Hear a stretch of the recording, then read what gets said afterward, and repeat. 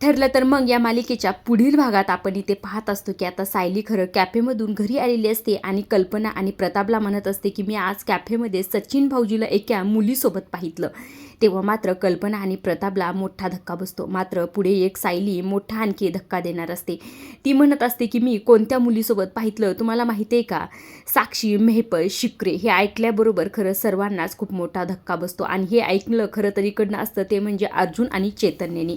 आता चैतन्य आणि अर्जुन आतमध्ये आल्या आल्या सायलीला म्हणत असतो तू नक्की साक्षीलाच तिथं पाहितलं आहेस का? आता हे खरं तर अर्जुन मुद्दाम विचारत असतो. तेव्हा इथे सायली म्हणत असते की 101% मी साक्षीलाच तिथे पाहितलं आहे. सचिन भाऊजी तिच्यासोबत कॅफेमध्ये होते. हे आता खरं तर इकडं अश्विनी देखील ऐकलेलं असतं आणि अश्विनला देखील खूप मोठा धक्का बसलेला असतो.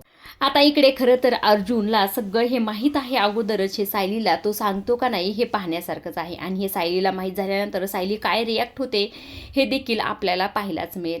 आता हे सचिनचं सत्य अस्मिताला घरचे सांगतात का नाही, कारण की तिचं बाळपण आता जवळ आलेलं असतं. ह्या सर्व गोष्टी कळून तिला मोठा धक्का बसेल यासाठी खरं तर घरचे ह्या सगळ्या गोष्टी कशा प्रकारे हँडल करतात हे पाहण्यासारखंच आहे. अशा डेली मालिकेच्या अपडेट जर तुम्हाला जाणून घ्यायला आवडत असतील तर आपल्या चॅनलला जरूर सबस्क्राईब करा. तोपर्यंत पाहत राहा ठरलं तर मग. धन्यवाद.